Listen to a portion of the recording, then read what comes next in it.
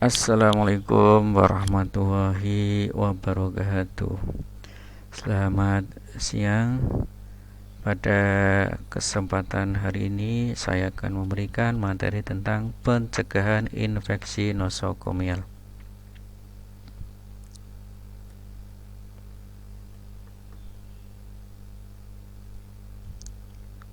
Ya, infeksi nosokomial ini adalah merupakan goal yang kelima dari International Patient Safety Goal atau IPSG. Jadi sasaran keselamatan pasien yang nomor kelima yaitu mengurangi risiko infeksi terkait dengan pelayanan kesehatan. Infeksi nosokomial itu adalah terdiri dari dua kata, noso dan komio. Noso adalah penyakit, komio adalah rumah sakit. Infeksi yang terjadi di sarana pelayanan kesehatan. Jadi infeksi ini adalah diakibatkan atau diimbulkan karena pasien dirawat di rumah sakit. Infeksi nosokomial adalah masalah kesehatan masyarakat yang penting. Karena apa? Karena terjadi peningkatan angka kesakitan dan angka kematian. Kemudian meningkatnya lama perawatan, kemudian biaya kesehatan juga akan semakin meningkat. Selain itu juga akan memperburuk citra rumah sakit. Kemudian dampak hukumnya adalah tuntutan pengadilan, kerugian imaterial dan material. Sejarahnya dimulai dari abad 19 di Eropa. Infeksi sepsis furfuralis merupakan infeksi yang fatal karena banyak menimbulkan kematian. Kemudian pada tahun 1843 yakin bahwa penyakit ditularkan oleh dokter yang melakukan otopsi pada salah satu wanita yang melahirkan. Kemudian Ignaz dari Wina berhasil membuktikan dengan meyakinkan bahwa sebabnya adalah faktor cuci tangan. Nah, ketika dokter menangani pasien itu tidak melakukan cuci tangan. Kemudian Semmelweis dan Holmes belum kenal kuman sebagai penyebab infeksi.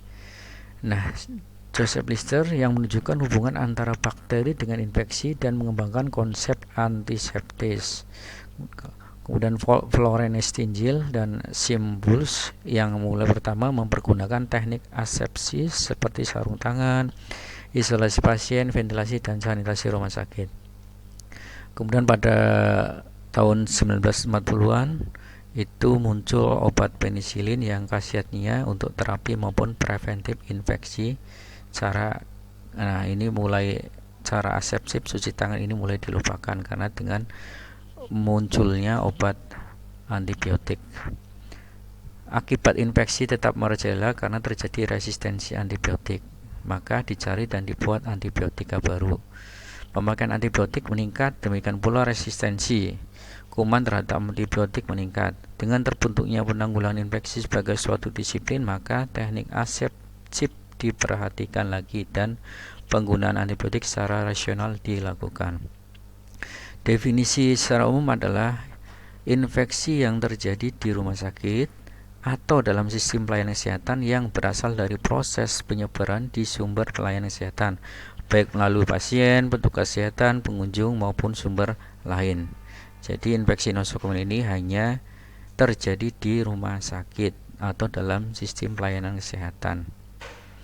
Infeksi yang didapat ketika penderita dirawat di rumah sakit, syaratnya adalah yang pertama, saat mulai dirawat itu tanda-tanda klinisnya pasien negatif atau tidak ada tanda-tanda klinis. Kemudian saat mulai dirawat tidak dalam masa inkubasi, artinya pasien tidak punya riwayat penyakit.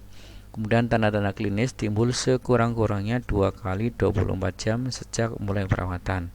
Ini contohnya, ketika akan operasi pemancungan hidung, hari kedua akan operasi terkena tipus, maka itu tidak termasuk nosokomial karena belum 2 kali 24 jam. Misal seorang dirawat karena sakit kuning, setelah itu dia demam, batuk, berlendir berwarna kekuningan, setelah penanganan itu baru bakteri nosokomial. Kemudian orang tua datang dengan stroke, berdarahan, tidak sadar, masuk ICU, pasang kateter urin, lalu demam, di urinnya terdapat banyak bakteri, maka itu termasuk bakteri nosokomial atau disebut dengan infeksi nosokomial. Penyebab infeksi nosokomial itu ada 4, yaitu bisa dari pasien, dari petugas kesehatan, dari pengunjung, atau bisa dari sumber lain. Nah, 3 komponen pada infeksi nosokomial. Yang pertama adalah mikroorganisme penyebab, yang kedua adalah cara penularan, kemudian daya tahan tubuh pasien. Ini adalah siklus, artinya apa? Artinya saling berkaitan. Source atau sumber ini adalah mikroorganismenya, ya. Jadi sumber mikronya bisa bakteri, ya. Kemudian cara penularnya seperti apa, ya? Apa melalui transmisinya apakah melalui jarum suntik atau lewat darah. Kemudian daya tahan tubuh nih, ketika daya tahan tubuhnya kuat, ketika ada bakteri maka pasien akan kuat, ya, tidak terjadi infeksi. Ini saling berkaitan. Kemudian secara umum faktor yang mempengaruhi terjadinya infeksi nosokomial terdiri dari 2 bagian besar, yaitu yang pertama ada faktor endogen, kemudian ada faktor eksogen. Faktor endogen adalah faktor dari dalam, termasuk faktor endogen adalah umur, seks, jenis kelamin, penyakit, penyerta, daya tahan tubuh, dan kondisi-kondisi lokal.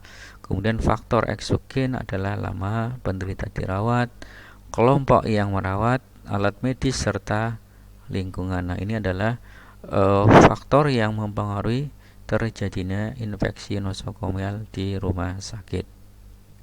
Ya, nanti kita akan lanjutkan untuk pertemuan minggu depan, pencegahan infeksi nosokomial. Saya cukupkan dulu untuk pertemuan hari ini. Terima kasih. Wassalamualaikum warahmatullahi wabarakatuh.